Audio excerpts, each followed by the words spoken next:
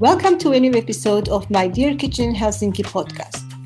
My guest today is Bettina Lindfors, a project manager for the new Nordic Food Programme. Bettina and I talked about the new Nordic Food Manifesto published in 2004 with signatories from all the Nordic countries and how it contributes to the sustainability transition of the food system. We also discussed the food system globally and in Finland. Bettina has a question for you in the end that will make you think about your role in tackling the food system issues. Hope you enjoy our discussion. As always, special thanks to my dear friend Ufuk Evcimen for the sound editing. Hi Bettina, and thanks for doing this interview. Today we're going to talk about the new Nordic Food Manifesto and Programme, but also its relations to sustainability. But also, if we have time afterwards or following this, I want to also talk a little bit about the food system issues in general and in Finland. So to start with, can you please introduce yourself briefly? Thank you for having me. So my name is Bettina Lindfors, based in Helsinki here in Finland, and I work as a project manager in new Nordic Food Programme that is run by Nordic Council of Ministers together with a large network. Mm-hmm. And my work is all about communicating, networking, educating, engaging and creating dialogues, partnerships and actions for promotion of sustainable healthy food systems in the Nordic as well in Finland. Mm-hmm. And in my work, I'm working together with the public, private sector, civil society, media, research, and education. So it's quite interesting and innovative approach. Okay, very exciting. Now, before we go into the our main topic, I want to go in parentheses. I want to talk a little bit about something else. About a couple of weeks ago, we had this COP26. Conference in Glasgow, and I know that you followed it. You were involved with it somehow, and I saw that you did some presentations here. So I'm just curious, what is your overall thoughts about the conference of this year, and in general, but also specifically concerning how it will affect the food system discussions from now on? Thank you for the questions. Foremost. On general, the Nordic countries are now on a mission for becoming the most sustainable integrated region in the world. And the food system is considered as the key to sustainability. Mm-hmm. And at the COP26, you can say it was the most crucial climate conference this decade. Yeah. And the Nordics were represented in negotiation, as well as Nordic Pavilion in Glasgow, as well as local hubs for Helsinki and Stockholm. Mm-hmm. And I was engaged in these local hubs here in the Nordics as well. So I followed it very intensely throughout the weeks. Yeah. And you can say that during the COP26, the food system was highlighted in different contexts and discussions and events. And the Nordic made a great impact when it comes to highlight what's cooking in the sustainable food systems, and also showing how we can lead this development and also towards more sustainable and just transformation of food system as well.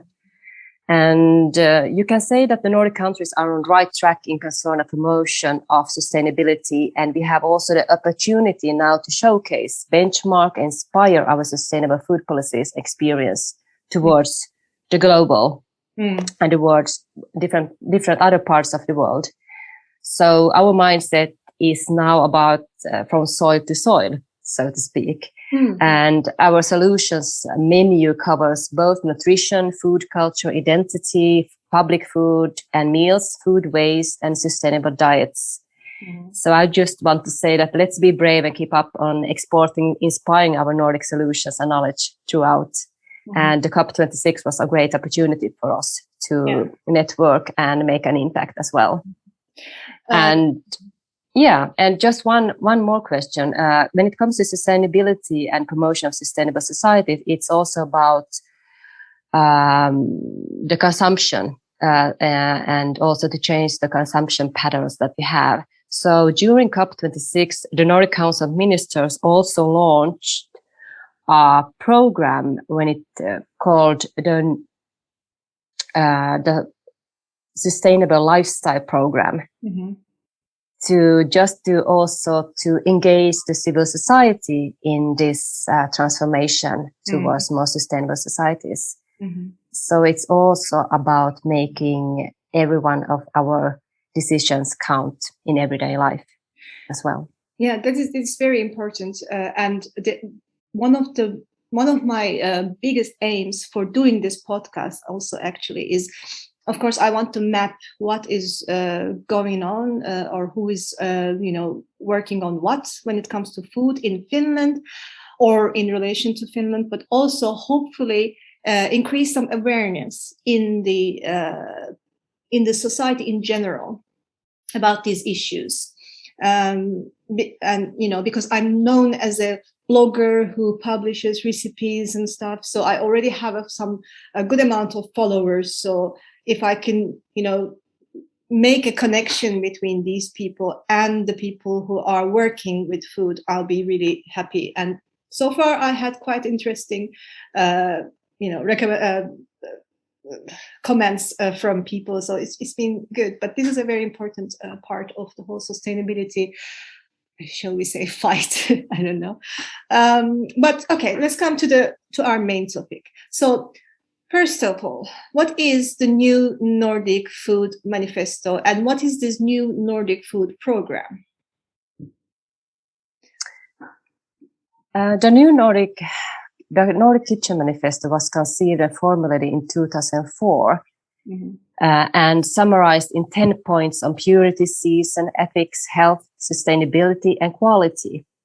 And it has led us to a new level of consciousness by placing meals in front and in the center. And support for bottom-up processes and innovation in the food service sector have been a priority for Nordic cooperation ever since. And new Nordic Food Programme was also part of this launch.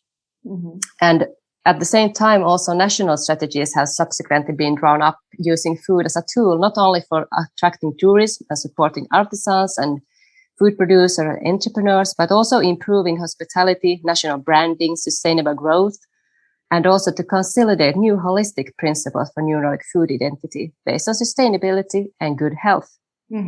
So the Nordic countries have seemed to turn a corner and began changing food habits as well as part of this movement to the benefit of public health, the environment, and local economies. And you can also, as we discussed earlier on, the Nordic policy solutions have then been influential in the emerge of a new Nordic food culture as well. So it was all about laying the basis for our value basis, so to speak, is collected in the new Nordic Food Manifesto.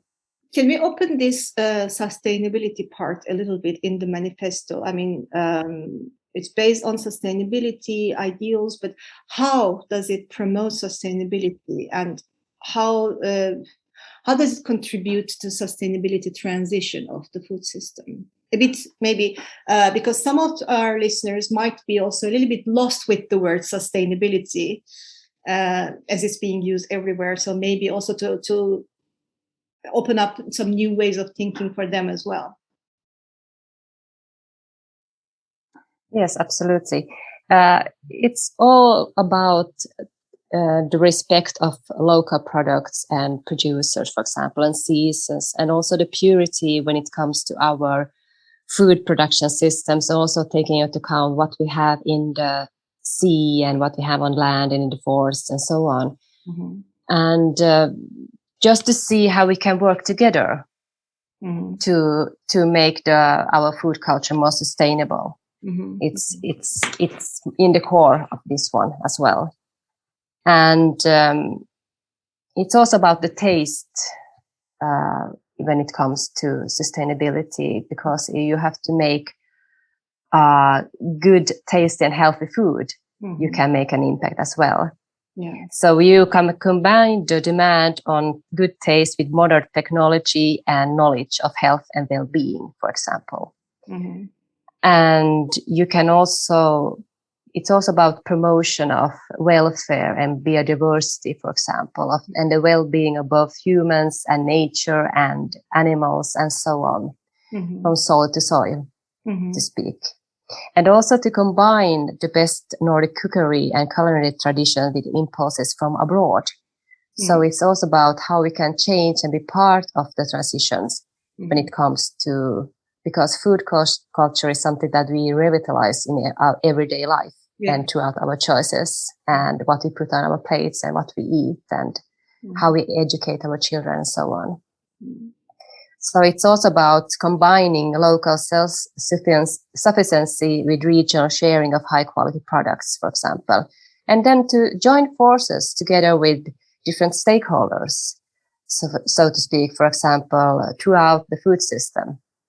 We are not just talking about the food chain, but we are talking about the food system, including also the hospitality sector and tourism and export and so on, and education systems. It's all about how we can come together to make more sustainable decisions. So maybe a little bit holistic view of the whole system. It's a more holistic, yes, it is. And you can say that the Nordic Kitchen Manifesto has seen as a common value base for our Nordic food culture and identity. And today it's a new normal. It has been a movement. It's still a movement to have impact on fine dining throughout the public meals and public procurement, for example, or food waste, or nutrition recommendations and dietary guidelines that we have in the Nordic countries. It has also slowly become a part of our educational system, teaching the next generation about food, agriculture, cooking, and sustainable well-being that benefits us all. And throughout the growing awareness and actions, a new form of leadership, it revitalizes our Nordic food culture and identity every day, as I told you earlier. And also, when we are moving ahead, we also need a constructive dialogue and network with drivers for change in building an equitable and just food system transformation. And this is something that we are now working on within the Nordic Food Programme as well, in how we can create a new constructive dialogue when promoting a sustainable and healthy food system in the Nordics. And here we want to be inspired and to network and listen to and learn from the younger generation of professionals, such as chefs and food producers and other key actors within that whole value chain of food. So this is an ongoing process for now to revitalize the Kitchen Manifesto, to be a part of the current context of sustainable development, and also be the drivers for change on a global scale as well. So this manifesto was published in 2004, and of course, putting it into action in different forms. You probably had a lot of challenges. Maybe you still have a lot of challenges. What are these challenges, and how much do you think so far? I mean, we're talking about 17 years. It's quite long. How much, and what do you think it has achieved so far since its publication? In general, in Nordics, you can just answer this. It's a common collaboration and statement and act from the Nordic governments throughout, and it has been supported by national strategies when it comes to sustainable food system, for example, in the Nordic countries. So there's a lot of happening all the time, both on a Nordic level and as well at national, regional, and local level. And it has been a broad range of different kind of development projects, initiatives, events, collaborations, research, and so on. So it has been a very holistic approach to this Nordic food culture as well, and brought it forwards as a very central part of our society as well. And now Nordics are on a mission to change our food systems, and this has been on the political agenda since the early 2004, 2005, for example, and being supported by different financial institutes, for example. And now we are in the stage of throughout different actions and by engaging different kind of focus groups in the society, both here in the Nordic region, but as well abroad internationally, in promotion of Nordic food culture and our value base. So it has been all about sharing Nordic solutions, innovations, and best practices throughout the thing. And the challenge is more about to raise awareness and interest when it comes to the Nordic collaboration. What's in it for me? What is the added value when it comes to Nordic collaborations and networking as well? And it's all about also food is universal language, and it's all about also cross-sectoral collaborations. We have, for example, different action when it comes to food and creative industries, or food and bioeconomy, or food and children and youngsters, for example, food education, and also food diplomacy, for example. So it's been a very broad range of different kind of initiatives that have then been engaged and made it possible for a very broad group of people and actors to be part of this new Nordic food movement along the way. This food diplomacy sounds very interesting. I've never heard of it before. So, how would you describe that? Food diplomacy. Yeah. It's all about the storytelling when it comes to how do we promote, for example, our Nordic countries when it comes throughout food and food systems. It's all about how we can support, for example, the tourism industry, as hospitality and export initiatives that we are making. So it's more about building the brand of each country or the Nordic region, and also to support bilateral and also different kind of collaborations when it comes to different countries, between different countries and the Nordic region and the rest of the world as well.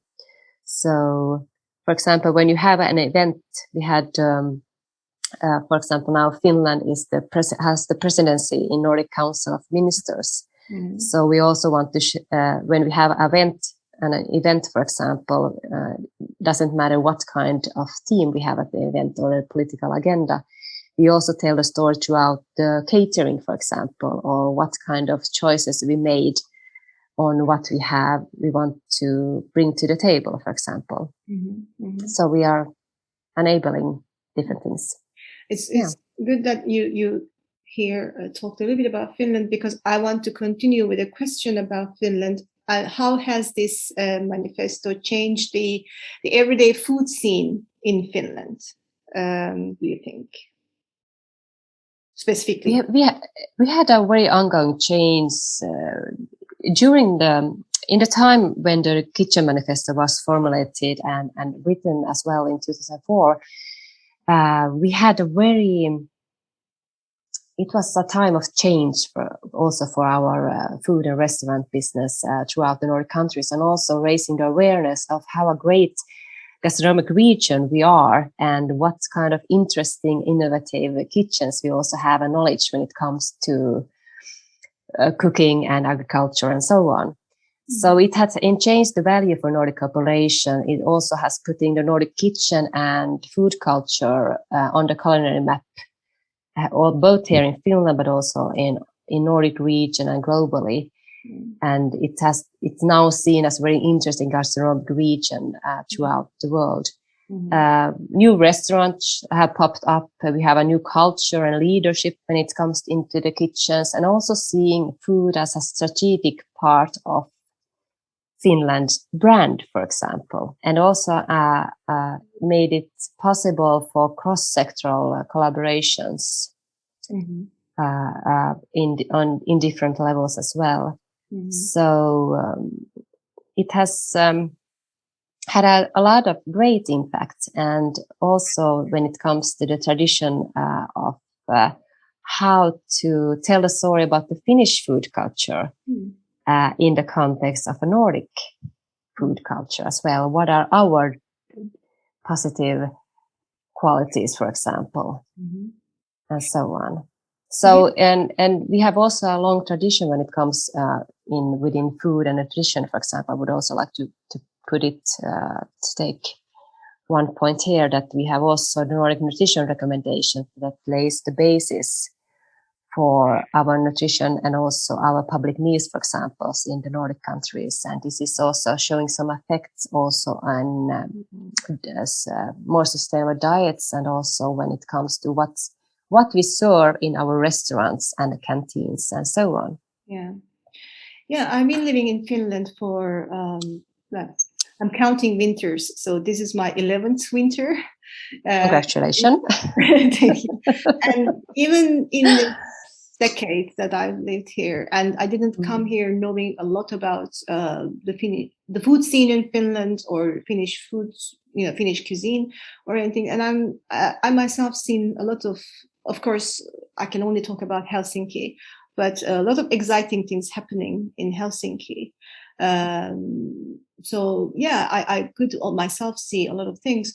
But now I'm a little bit curious about, now we talked about food itself, the producers, how the manifesto is talking about these locality, animal rights, and so on. How do you but what do you think is the overall social impact of the manifesto?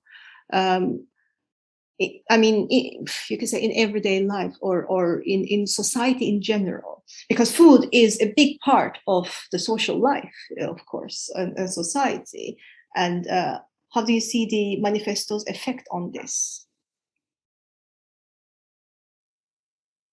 Thanks to the Nordic Food Manifesto, and that it was put on the political agenda, and it has been there ever since. We have also very innovative food policy solutions here in Nordic countries, for example.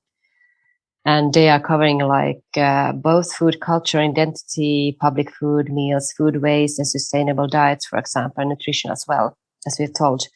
So I see that also the success of Nordic food policy solution is partly due to the values that underpin the interactions between people here, institutions and business in the region, but also that we have very good welfare service, high standard of living, strong civil societies, and also flat organization structure that foster trust, individual responsibility, and cooperations when it comes to society in general.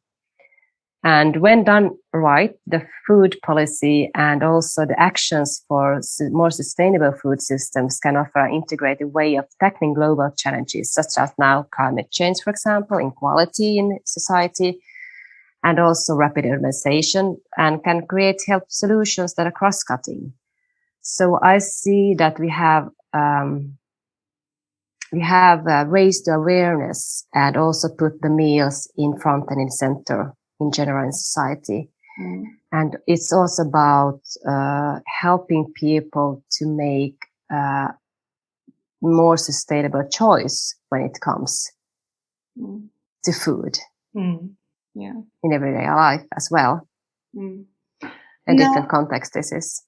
Yeah. And it's also, this is also shown the Nordic food culture and the value base. It's also about, now you can see a new form of leadership when it comes to hospitality, for example, and the restaurants, and how they are being led by the new, younger generation of chefs and waiters as well. And also more collaboration throughout the value chain as well.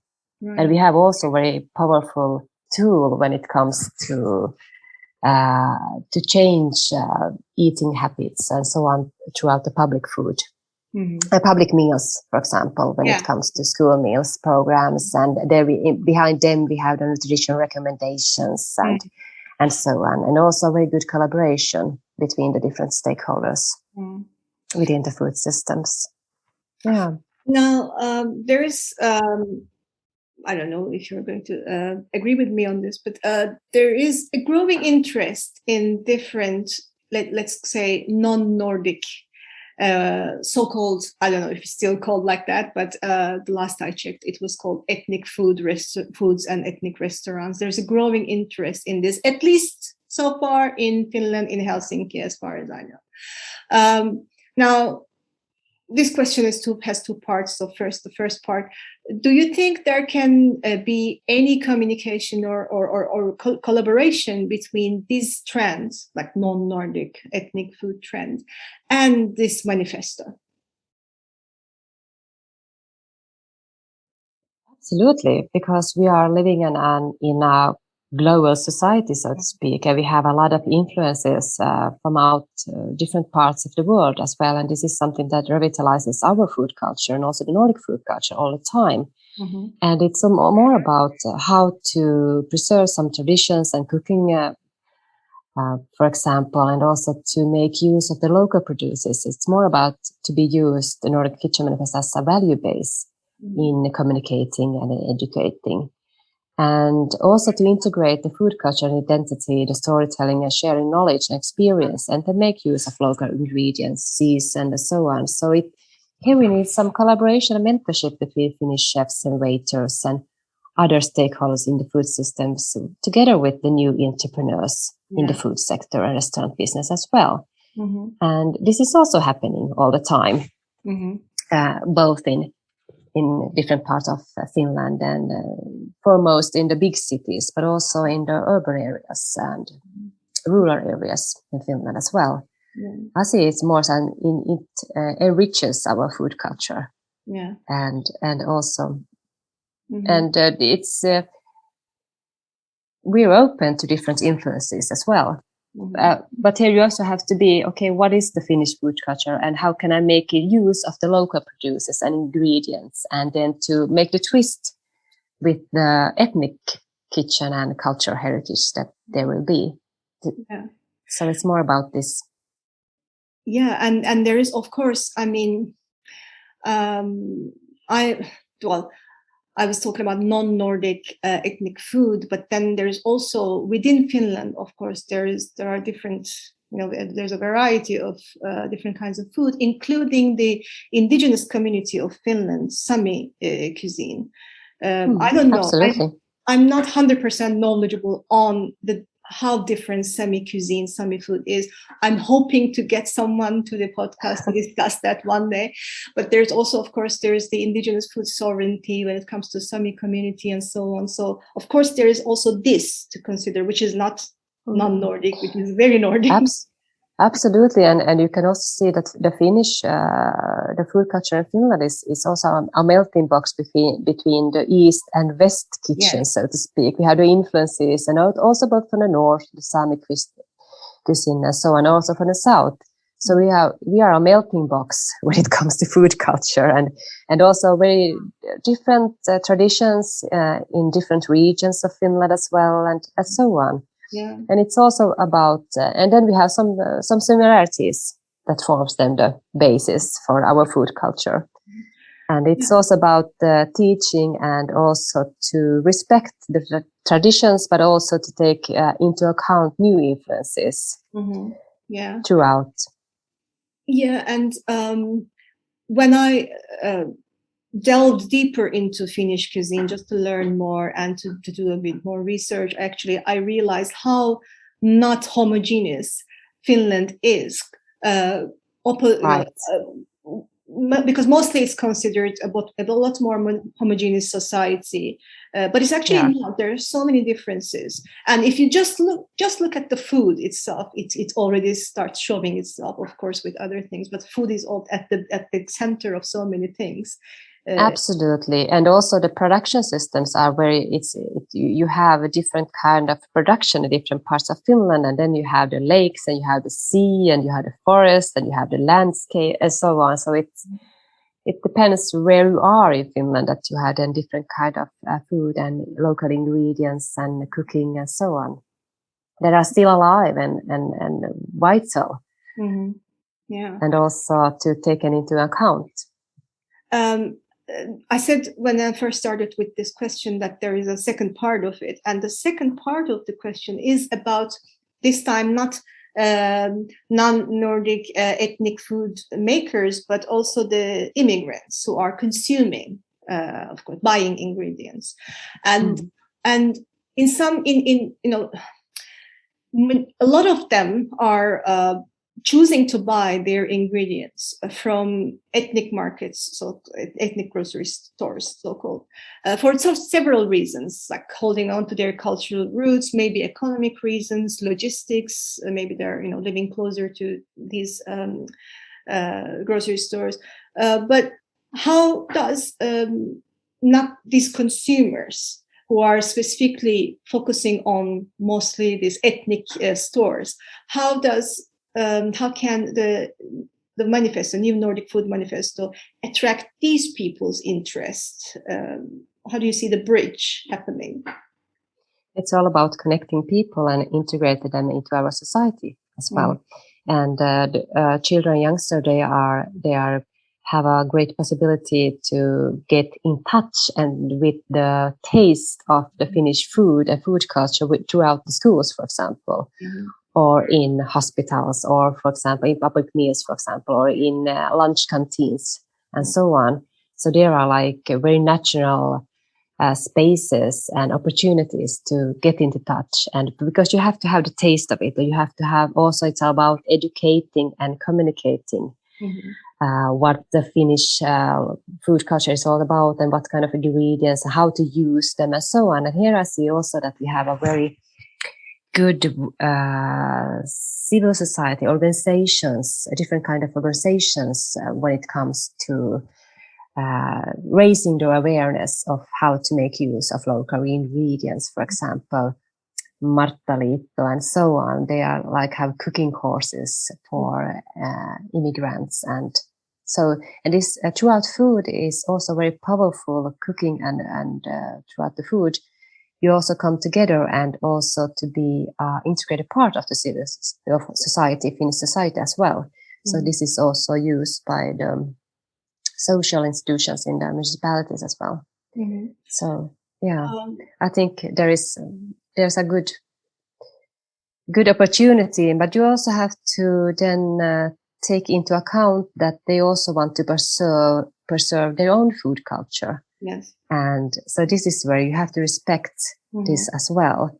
Yeah. So, and how then to mix. Maybe. It's about to sharing knowledge and experiences, and to educate and communicate, and to make a dialogue possible between the groups. And also about the language. It's also about learning the language as well to get into a culture.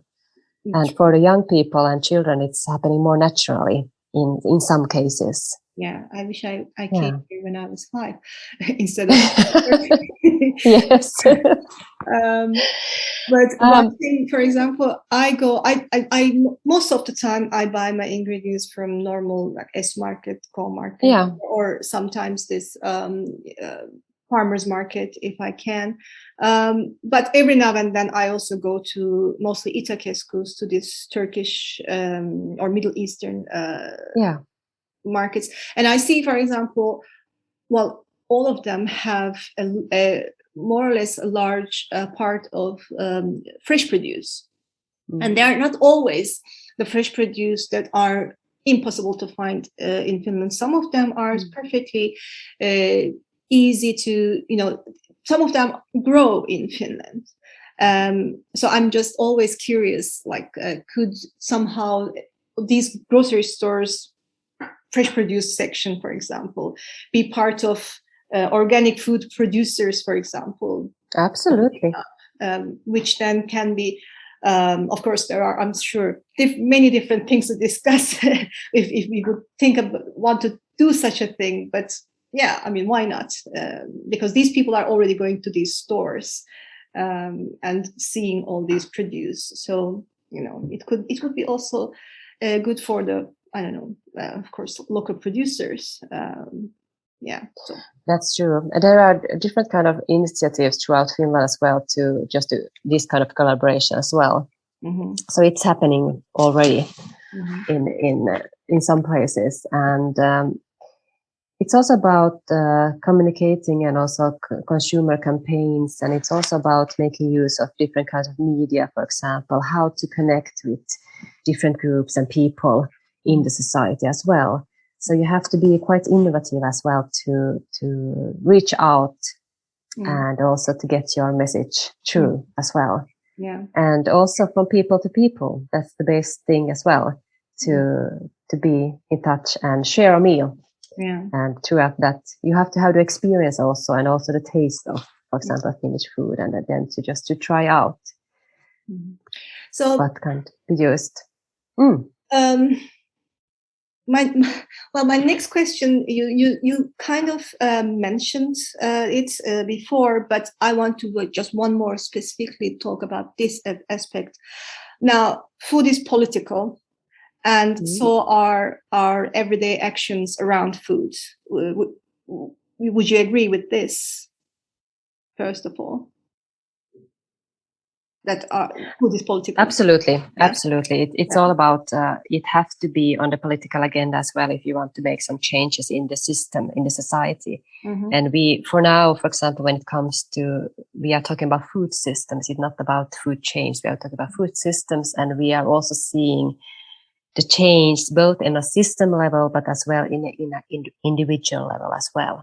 And everyone counts in this as well. So you are both making decisions for your own sake, but at the same time, it has an impact on the system level as well. Yeah, and of course, as you said, then all the 10 points of the manifesto and all of it combined together is yes, we can call maybe quite political with the choices and everything. It was made. In some cases, it's political, but it's made throughout more soft policies, for example, as well. I see that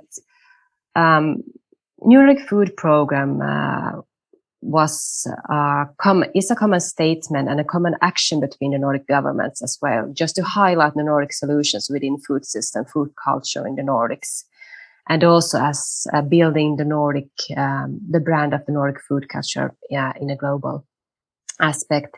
And it has been supported since 2005, both in a Nordic and national level, and also throughout different programs, strategies, initiatives, projects, both in the Nordic regions and also in the world, the rest of the world. And in recent years, you can say that the Nordic governments are, with some reluctant to use hard policy interventions such as taxation and regulation in tackling complex problems related to food consumptions, for example. So rather, solutions sought in softer policies through cooperations with food production, food industry, and civil society organization, and more holistic approaches as well. For example, children's health might be targeted by providing food with improved nutritional value, developing a holistic vision for school meals, providing food education for parents, and including information about healthy food choices in physical education. All of which then combine to establish a strong basis for kids to make sustainable, healthy choices. So this is just one example of how we, when it comes to food policies, see it in the Nordic countries and by the Nordic governments. So yes, it's political, but it's made more throughout soft policies than throughout the hard ones. Okay. So this is, I think that this is also a very valuable point to make when it comes to why we are so in top of the ranking of sustainable development, and we are pioneers when it comes also to transform our food systems, for example, as part of this sustainable development in the Nordic countries. Now we are in a good time, so I want to continue with the a bit bigger picture of this whole topic of food, which is food system in general, and also in Finland. Now, the next question is so big that we could just talk about this for a few episodes with each of my guests, but just very briefly, what do you think the biggest problems or most pressing issues in the global food system right now?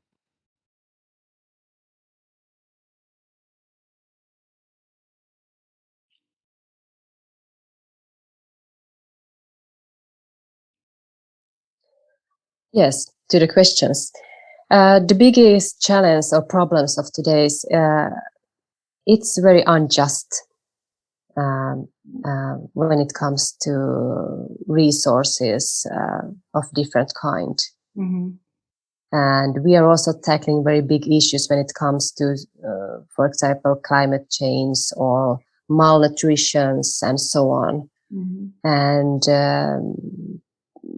the world is very different in different parts of the world. And we have also a different kind of political systems and so on. So there is quite a challenge to bring everyone to the same table, to have discussions and a good dialogue. And now we have the major efforts. For example, the UN Sustainable Development Goals in 2030 is the red line throughout which we try to come together and also to make solutions and share experiences and to inspire each other to make more sustainable future for our children and youngsters of today.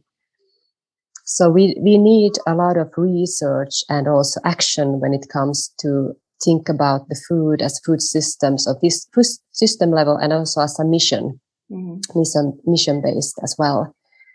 And here I see that we have a very good collaboration between the Nordic countries and governments to reach this aim as well. And we also see that we have a possibility to reach out for and offer a solutions menu for the global food system and its challenges it faces as well in tackling these global challenges concerning both production and consumption as well.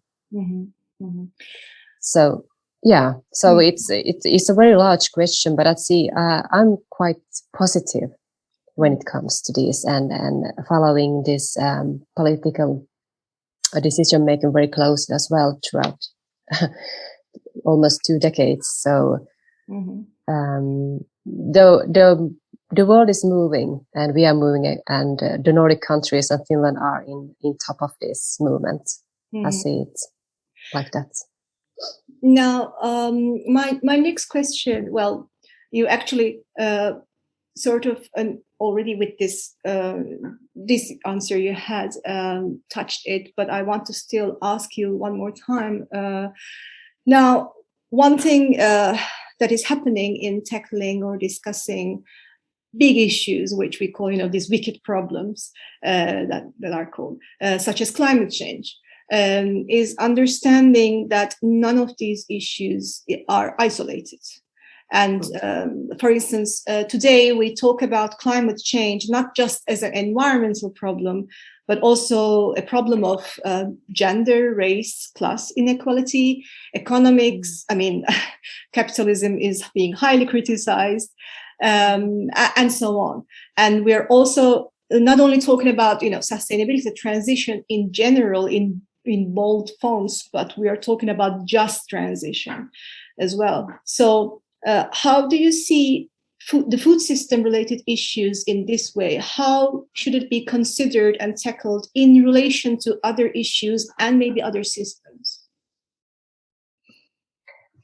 As I mentioned before, so we need and do take a system and mission oriented thinking when it comes to sustainable and healthy food systems.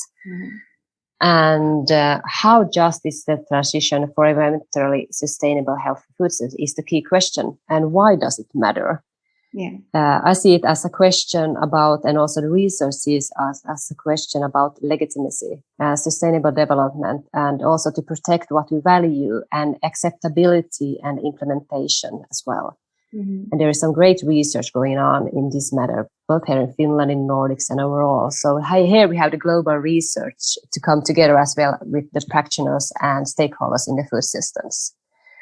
A just transition in food systems is defined, for example, as making the transition towards climate smart and healthy food systems in a way that distributes transition costs and opportunities fairly and leaving nobody behind. So it's all about how we are tackling the question of resources and their distribution as well.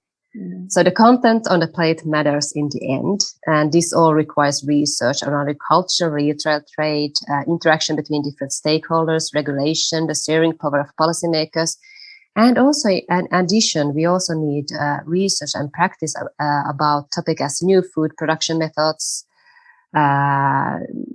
possibilities in soil and land use, the circulation of nutrition, and social questions of food systems, for example, in exchange of consumption habits, food shortage, effect of income and scarcity on healthy eating.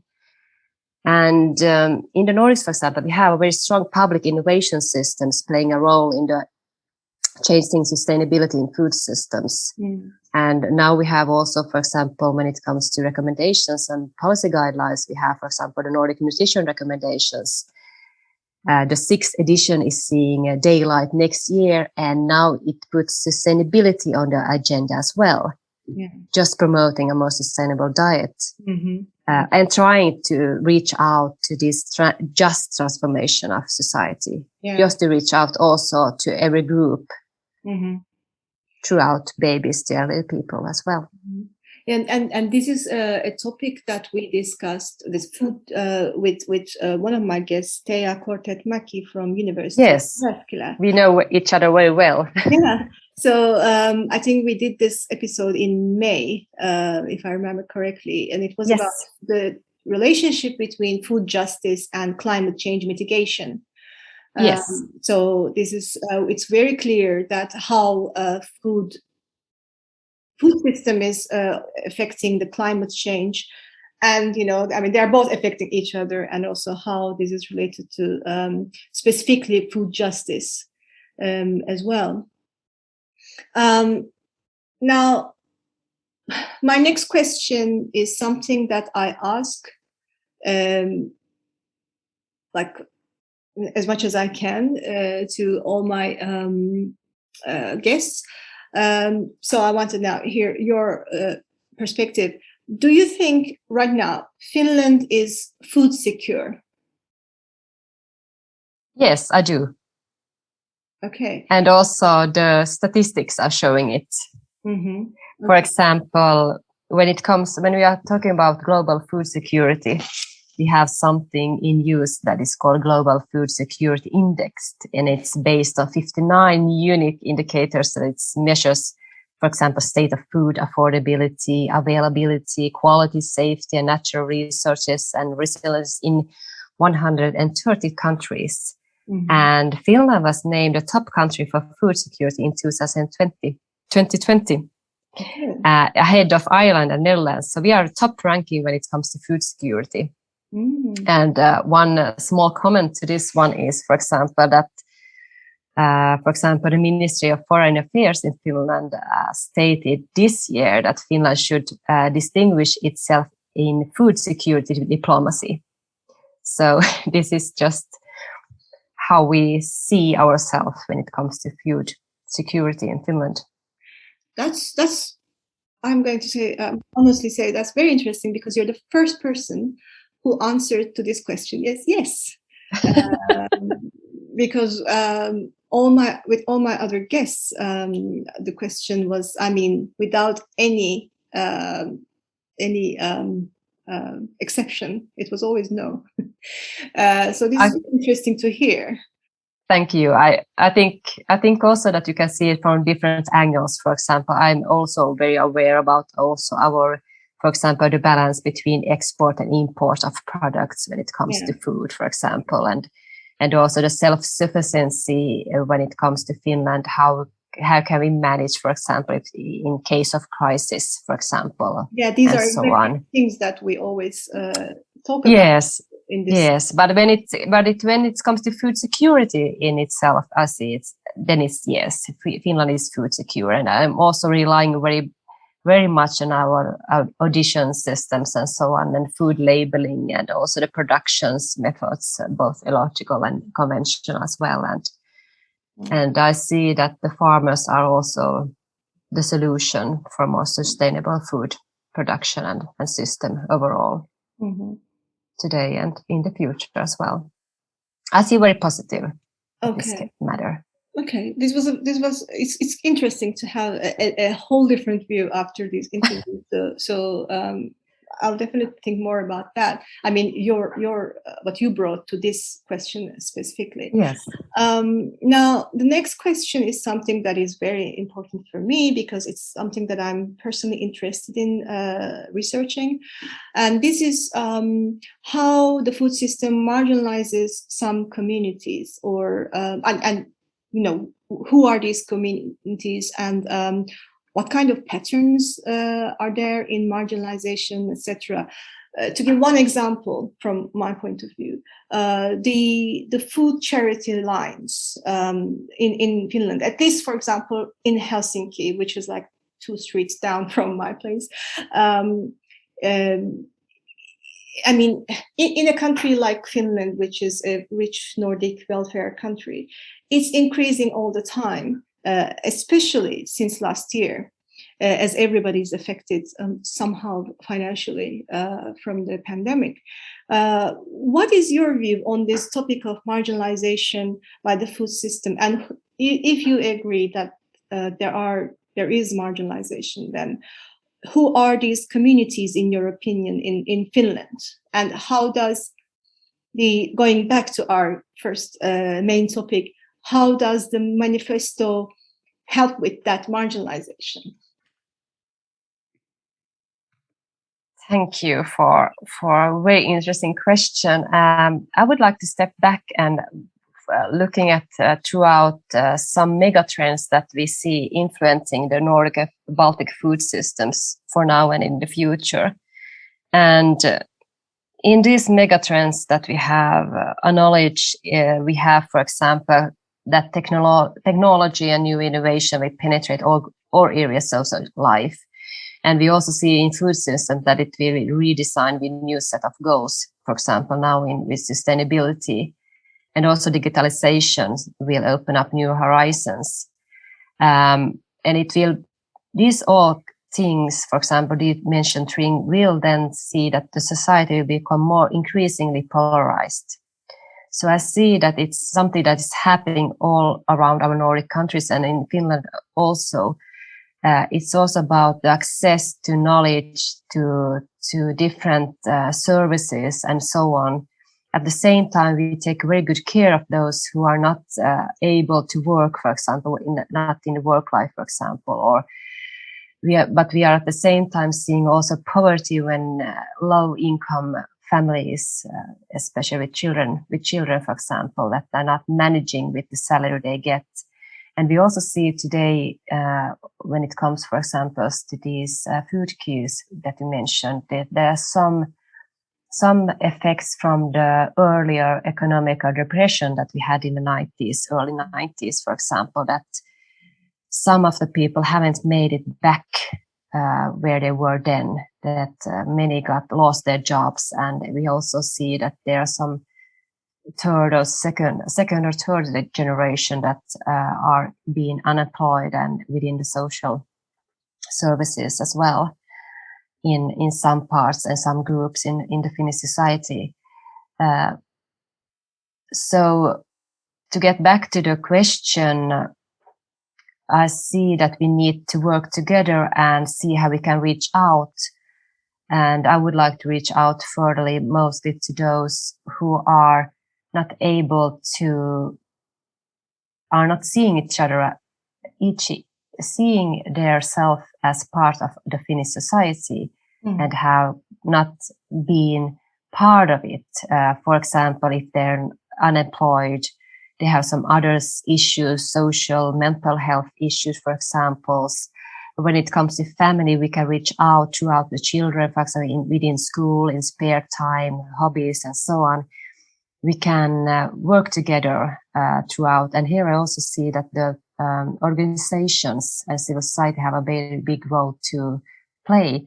And we have also used food and redistribution, for example, when it comes to food and food products from the retail business has been then redistributed to families in need and people in need as well. So it's also about the collaboration within the municipalities and the private sector.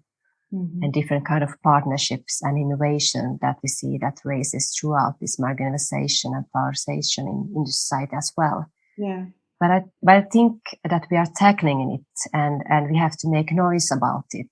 And then to see how we can reach out and connect to different kind of groups within the marginalization as well. And to be aware of it, that there are different kind of people that needs our support. Yeah, I think, the most important, very first step is to acknowledge the existence of marginalization, and then to find out, because there are different ways as I see, and I also talked about this marginalization topic with some of my guests, that we are seeing that there are different kinds of marginalization, like this food charity lines, but also in different parts of, in Helsinki or in big cities, it's completely different thing food is, but if you go deeper into some rural communities, which are getting increasingly, fewer and fewer people living and becoming, some of my guests, for example, talked about how these places are maybe becoming some kind of a food deserts. Is it possible to enrich again the services and everything? This is another way of maybe marginalization. Yes, it is, and I see that the communication and education and dialogue between different both the public and private actors and also the people is needed. And also we have also here in Finland, for example, we have also the Finnish church together with the social services in the municipalities are working together and also making great impact. So we are seeing that what can we do, for example, with the food waste issue in retail, for example, and so on, to make new forms of collaborations, and that then benefits both marginalized groups, but also other parts of the society. And also, for example, when it comes now to, we also see that school meals is also about equality among children and youngsters, and also in the kindergarten, the warm meal that it's served is so important for a lot of families, for example, in Finland. And this is something that we also saw during the pandemic when the schools were closed. It was very important to reorganize how can we serve the food meal to every child and youngster. Because we know that it would otherwise enhance the marginalization, and also because in a lot of families they don't can afford to have a warm meal each day. So on it is, and it's also about educating also and food education among children and youngsters. It has also as a key, and learning how to cook and how to about the food system, agriculture and produce and so on. So it's also about the food education, then to give some valuable tools and also the possibility to make good choices in the future for your own well-being as well. Yeah, I personally see this, the Finnish school meals, a really important initiative for all kinds of reasons, including nutrition for kids, but also the equality part that you mentioned. It is, and also, of course, of course, for some children from some more unfortunate economically families, to be able to reach this food is really crucial. But luckily we won't have another new pandemic that will force us even to bigger lockdowns, and we won't have to stop doing these things again. I think these are all my questions. Do you have any comments? And please, is there a question that you would like to ask our listeners to think further or to discuss further in the comments after listening to this episode? Thank you for asking. I would like to know, and also everyone can just reflect on how can you contribute in creation of a constructive dialogue about sustainable and healthy food systems in Finland or in the Nordics. So what's your contribution to make a more constructive dialogue, and also the possibility then to have new collaborations? Yeah, it's. I really like to hear the answer to this question, especially from just people who are not necessarily working with food issues, to see how the civil society is acting on, not just as, because I hate to see society, the people who are not working with food just as consumers, but I'm curious to see how we can see them as active players in the food system, because it's something that we all have to share in the end, food. But thanks for this interview, and Thank you. I really enjoyed. Hope you did too. And I'm going to continue following, especially new Nordic Food Programme, and also there were quite interesting articles about new Nordic Food Manifesto. Yes, it is. Which I read. I read a few of them while studying for this interview, but I want to go back and read others. And they are, and it's the most interesting thing about it is that it's not just, of course, Finland, but it's showing all the situation in all the new Nordic countries. So it's interesting also to learn about what's going on in our region, not just the country. So thanks again, and I hope we can discuss again another time about all these issues and more. Thank you so much, and I just want to press that the food is the key to sustainability. I truly believe it. Yes, definitely. And it can be the solution of all the problems, or it can be the make even problems even worse. So it's an interesting thing to think about. Okay. Yes, it is. Thanks a lot, and thank you. Bye. Bye. Thank you for listening to this episode. If you want to know more about the blog behind this podcast, check out www.mydearkitcheninhelsinki.com and find it also on Instagram and Facebook. Have a delicious week.